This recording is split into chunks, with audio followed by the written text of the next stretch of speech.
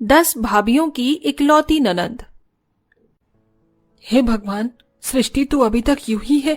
जल्दी जा, तैयार नहीं होना है तुझे। तेरे भाइयों की आज बारात जाने वाली है और तू है कि। हाँ माँ, बस हो रही हूँ। एक तो 10-10 भाइयों की शादी है, सारा काम मुझे और आपको ही देखना पड़ रहा है। मैं तो थक गई हूँ माँ। ये थकान बस आज की और है, फिर तो तेरे भाइयों की शादी हो जाएगी तो तेरी 10-10 भाभियां आकर सारा घर संभाल लेंगी। हाँ माँ, मैं तो एकदम से 10-10 भाभियों की ननंद बन जाऊंगी। पता नहीं वो मुझसे कैसा बर्ताव करेंगी। माँ, वैसे ननंद अपनी भाभियों से कैसे पेश आती है? तुझे इसकी चिंता करने की जरूरत नहीं है, बस जैसी तू है वैसी ही रहना। अच्छा, अब ये सब छोड़, जल्दी से तैयार हो जा।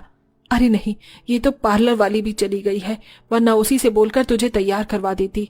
चल जल्दी से आ, मैं तुझे तैयार करती हूँ। सृष्टि की माँ सरला उसे हाथ पकड़कर ले गई और सृष्टि को लहंगा चोली पहनाकर उसके भाइयों की शादी के लिए तैयार किया। सृष्टि उस लहंगे चोली में बहुत सुंदर लग रही थी। तैयार होकर नन्ही सृष्टि अपनी माँ के साथ अपने भाइयों की बारात लेकर चली गई और अपनी 10-10 भाभियों को घर ले आई। घर आकर सृष्टि ने ही उनका गृह प्रवेश करवाया। माँ, अपनी भाभियों का मैं गृह प्रवेश करवाऊंगी, प्लीज माँ, प्लीज। अच्छा ठीक है, जैसे जैसे मैं बोलूं वैसे वैसे ही करना। सृष्टि ने अपने छोटे छोटे हाथों से आरती की थाली पकड़ी और अपनी भाभियों का गृह प्रवेश करवाया। सृष्टि को देखकर उसकी 10 की 10 भाभियां बहुत ज्यादा खुश हो रही थी। घर के अंदर आने के बाद सृष्टि ने अपनी सभी भाभियों से बैठकर बातें की। सृष्टि, तुम हमारी इकलौती ननंद हो? हाँ, मैं आपकी इकलौती ननंद हूँ और आपको मेरी सभी बातें माननी होंगी। बिल्कुल क्यूटी पाई, तुम कितनी प्यारी हो सृष्टि। अच्छा, हमें अपने बारे में कुछ बताओ कि तुम्हें क्या पसंद है और क्या नहीं। हाँ जरूर भाभी, आपको पता है शादी की तैयारी में मैं और माँ दोनों बहुत थक गए, इसलिए मुझे घर के काम करना बिल्कुल पसंद नहीं है। हाँ, लेकिन मुझे खाना बहुत पसंद है। आपको क्या क्या पसंद है? सृष्टि की बातों पर 10 की 10 भाभियां मुस्कुरा रही थी। उन्हें उस पर बहुत प्यार आ रहा था। ऐसे ही एक दिन बीत गया और आज 10 की 10 बहुओं की पहली रसोई थी। सृष्टि ने ही अपनी भाभियों को पकवान बनाने को बोला, जिसको एक भी भाभी ने मना नहीं किया, बल्कि बड़े ही मन से अपनी ननंद के लिए सभी ने खाना बनाया और सृष्टि को अपने हाथों से खिलाया। ऐसे ही देखते समय बीतने लगा और साल गुजर गए। अब सृष्टि 20 साल की हो चुकी थी। साथ ही वो अपनी भाभियों की आज भी चहेती ननंद ही थी। 10 भाभियां उसका बिल्कुल अपनी बेटी की तरह ख्याल रखती थी। भाभी, मेरा कॉलेज का बैग कहाँ है? ये लो सृष्टि, मैंने इसमें आज के टाइम टेबल की सारी किताबें भी रख दिया है। शुक्रिया नीमा भाभी। सृष्टि, जल्दी से नाश्ता करो, देखो मैंने तुम्हारी पसंद के पैनकेक्स बना दिए हैं। अरे वाह, पैनकेक्स। सृष्टि नाश्ता करने को बैठी तो पीछे से उसकी सबसे बड़ी भाभी सोनाक्षी आई और उसके बाल काटने लगी।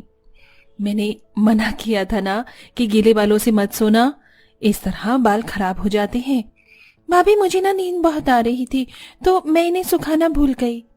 अब कॉलेज से आने के बाद इनमें तेल लगवा लेना। चलो, बाल भी बन गए हैं। चलो भाभी, बहुत हो गया खाना पीना, अब मैं चलती हूँ। सृष्टि के सभी काम हो चुके थे। अंत में उसकी भाभी रसोई से निकल कर आई। अरे सृष्टि, ये लो टिफिन, मैंने तुम्हारी मनपसंद पास्ता बनाया है। अरे वाह, पास्ता, शुक्रिया भाभी। भाभी, कल तो आप मेरे लिए लंच में स्प्रिंग रोल्स बनाना। ठीक है। 10 की 10 भाभियों ने सृष्टि को उसके कॉलेज के लिए रेडी किया था। अंत में सृष्टि ने अपना बैग कंधों पर डाला और अपनी माँ का आशीर्वाद लेकर वो घर से निकल गई। 10 की 10 भाभियां भी घर के कामों में लग गईं और 10 लोगों ने मिलकर घंटों का काम मिनटों में निपटा दिया। वाह, मेरी तो 10 की 10 बहुएं ही सर्वगुण संपन्न है। जितना ख्याल मेरी बेटी का रखती हैं, उतनी ही अव्वल घर के कामों में भी हैं। मुझे तुम्हारे ऊपर नाज है बहुओं। सरला की बात सुनकर सभी बहुएं मुस्कुराने लगी। वो सृष्टि का एक माँ से भी बढ़कर ख्याल रखती थी। उन्हें उसकी पसंद नापसंद, अच्छाई बुराई हर चीज का पता था।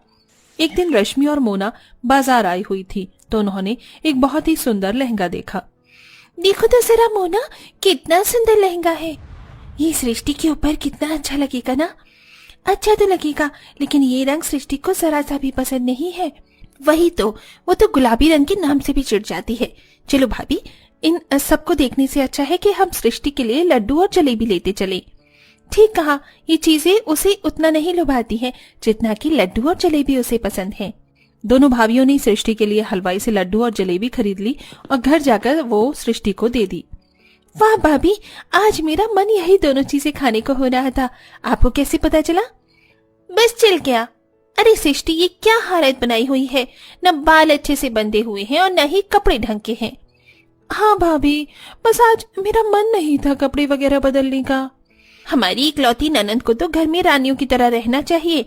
मैं कंघी लेकर आ रही हूँ और कोई बहाना नहीं चलेगा। अभी के अभी बाल ठीक करवाने होंगे। ठीक है भाभी माँ। रश्मि ने बड़े ही प्यार से सृष्टि के बालों को काढ़ा और उसे एक राजकुमारी की तरह तैयार भी कर दिया। सृष्टि की 10 भाभियां उसे सालों से ऐसे ही ट्रीट करती आ रही थी। आए दिन वो उसके लिए कपड़े वगैरह लाती रहती थी, उसकी पसंद का खाना बनाती थी और उसके पांव के नाखून से सर के बाल तक का ख्याल रखती थी। अगर कभी सृष्टि को हल्का सा जुकाम भी हो जाता तब भी वो बहुत सतर्क हो जाती थी। ऐसे ही सिलसिला जारी था और एक रोज सृष्टि अपनी भाभियों के साथ एक फंक्शन में गई। सृष्टि बहुत ज्यादा सुंदर लग रही थी क्योंकि उसे उसकी भाभियों ने ही सजाया था।